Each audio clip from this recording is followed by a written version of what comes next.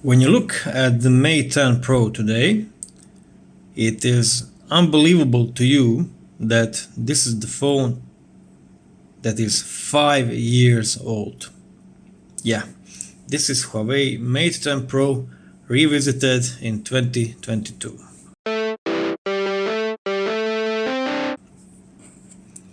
So yeah, let's start with some information about this phone. So this is one of the Huawei's Mate series phones. So Mate series is a top line Huawei's phone, and they always put the best features in it. So you have OLED screen that is 6 inches. You have 6 gigabytes of RAM, 128 gigabytes of internal storage. You have dual camera setup. You have the real capacitive fingerprint scanner. You have Type-C charger, and you have infrared controller. So yeah, one thing that you don't have with this phone is any kind of notch or hole or anything, because you can see camera is on the top bezel, and it does have a little bit of meat on the top and the bottom. But when you compare it with, let's say, iPhone 8 that came out in the same year, or iPhone SE 3rd edition that came out in this year, this is actually a very small bezel and very elegant phone. On the edge you have buttons for volume up and down and power on and off, very clicky. Power on and off you can't see here, but it has kind of texture on it, so it is very nice to use. And there's also speaker here and speaker at the bottom. Okay, so I can't believe this, but when I put my SIM into this phone and started using it as a daily driver, I couldn't believe how well this phone works. First of all, the capacitive fingerprint is just amazing. Okay, look at this, as it should be. And you can also do one thing that I'm annoyed on Huawei phones, and that's it. You can use your fingerprint to pull down notification bar. So yeah, that's great. And I would just love for all manufacturers to go back to this. And also, one more thing that I like more in this old kind of design than the newer one, it's the camera. So you don't have camera island, you have camera lenses that are kind of integrated into the housing, and that means you don't have smudges on your camera. So when I look any other phone, even my good old P30, it has the camera island, and it's you always need to clean it, okay? Not this one. Okay, and the third thing I like about the old design, it is the screen ratio. So this is, I believe, 18 by 9, and this is 19.5 by 9. Okay, so you get a much better screen for watching videos on these older screens. But yeah, that's unfortunately a thing of the past, and it will not come back. So if you have any precious phone like this, hold it. In-hand feel is amazing. Okay, I use it without case because I got it for like 50 euros. Yeah, I got it for 50 euros, and for that price point, this is the best phone you can get, believe me. And one more thing that makes it great is the fact that you got EMUI 12 version on it. So yeah, latest software from Huawei on a 5-year-old device, installed with the official channel via HiSuite. Okay, so as you can see, it's quite snappy, works very well. It's just you would never say this is 5 years old chipset in it. Okay, It's very smooth. Look at the gestures. So yeah, performance-wise, this is great. I've just installed Diablo Immortal on it. I think it will need to download some additional data, but I wanted to show you maybe how it works. We'll give it a second. Okay, so I've managed to run the game, and now we will see how it works. Okay, just let's see what settings can we have here. Graphics. 60 FPS is not available. Okay, high is not available. Let's see, visual effects, medium, low, medium.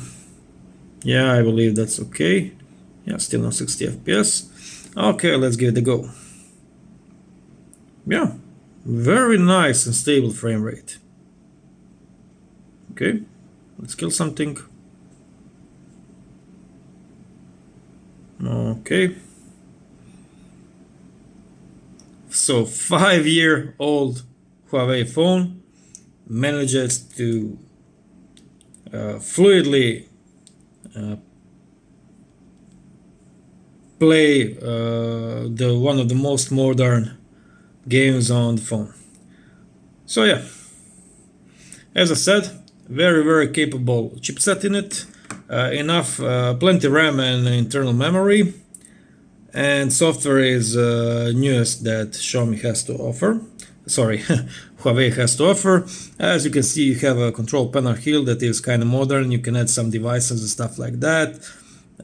Camera software is different than it was before, so you have a lot of options here that you can customize. I love how these all Huawei phones have light painting modes that some newest phone from competition just got. Okay, so you have a full Pro mode that you can shoot in JPEG or RAW, and I believe shutter speed can go all the way up to 30 seconds. Yeah, so that's great. As for the video options, just a second.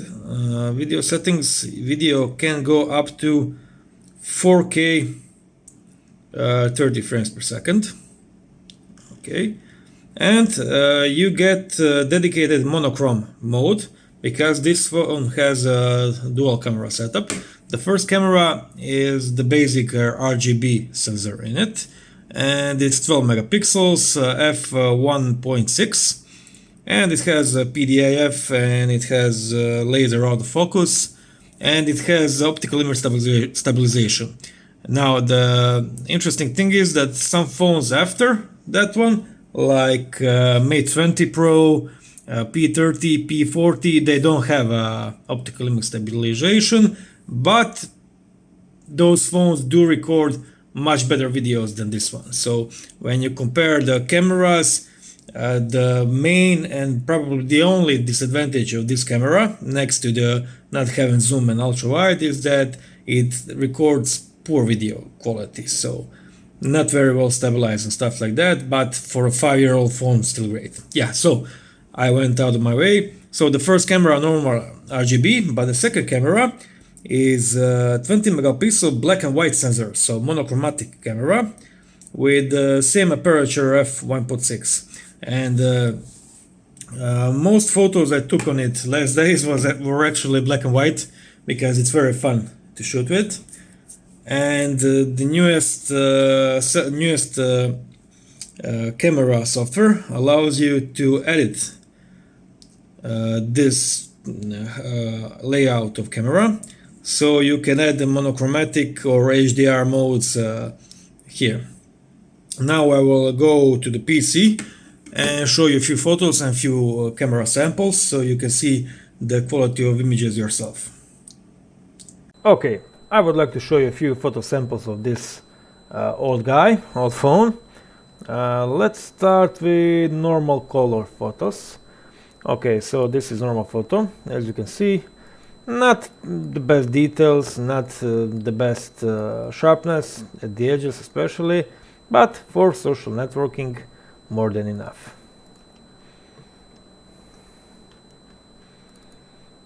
Here you have 2 times digital zoom because it doesn't have optical zooms. Maybe it's also 3 times, I'm not so sure. Okay, here are some macro shots. This is with normal camera and this is with the monochromatic one. This is a shot at the sunset through the window of my car, so it's a bit dirty here. But yeah, great photos. Not the newest kind of great, but overall great photos. Okay, let's see here. Low light, yeah. So this is normal photo. As you can see, sharp enough, all details are okay, but the back is overblown. That's when you turn on night mode. Okay, see the difference? Night mode kinda does wonders on this phone. It makes dynamic range better, it makes colors and contrast pop more, and it retains details, especially shadows. Okay, maybe this is the best way to show you. Yeah, you can see how details are more preserved in shadows. So night mode, very good on this phone. I would say better than any new Xiaomi phone, at least mid-ranger. Okay, this is the same photo with only monochromatic sensor. You can see how it is much clearer than the one in a color. Much less noise and details are better and everything. Yeah, so this monochromatic sensor is just amazing. I think I'll keep this phone if for nothing then for that sensor. Okay, same daylight photo.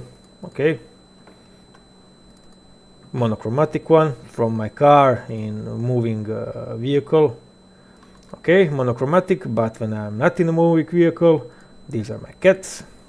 I just woken them up in front of the house.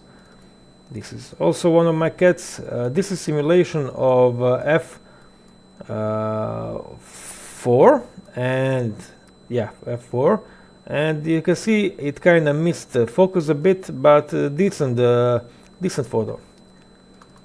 Also the F4, and this one is kind of better separation than the first one. And also F4, and this one has great separation and great details. Is this a little spider? Yeah, that's a little spider. Okay, normal daylight.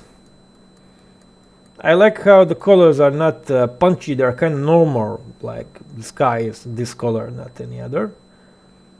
Okay, let's see this. So normal camera compared with the monochromatic sensor. Let's zoom in a bit. You can see, let's say here, how the monochromatic sensor preserves details much better. So it's amazing that they stopped putting these sensors in phones. I really think that these sensors made a really big difference. Look here, the text. This looks way better than the colored one. Yeah. Also monochromatic. Oh, sorry. Up, yeah. Look at the details here. Yeah, this sensor is just great. Yeah. So overall, fun phone to shoot at. Not the best image quality with main camera, but when you combine it with this sensor, you get great image quality. And when you remember that it is 5-year-old device, it is just amazing how well it aged. Okay, to conclude, I got this phone for 50 euros. That's ridiculous price. You cannot get anything near to it in the shop. The only thing I would probably need to invest is in battery, because battery health is at 79%. So as you can see, it's at 79%, but that is after 5 years of using it. Okay, after 5 years of using it, the battery is at 79% health, and you still get around 5 hours of screen on time with everything turned on. So I'm not saving on the GPS, Bluetooth, and stuff like that. Everything is turned on. So yeah, great phone for great price. You get a lot of phone. You get really decent camera, even though it doesn't have ultra wide or zoom ones. But would I recommend it in 2022? Yeah, I think this one can be your daily driver through this next year, so 2023. You have plenty of storage and RAM. The chipset is decent enough. The build quality is amazing. Camera is capable and fun. Charging is fast. You get 22.5 watt charger. Let's just say in 2017, iPhones and Samsungs were maxing out at 15 watts. Okay, so yeah, go get it. If you can find it cheap, buy it, play with it at your home, keep it as a replacement phone if your current breaks, and you'll be happy to have this iconic device at your home.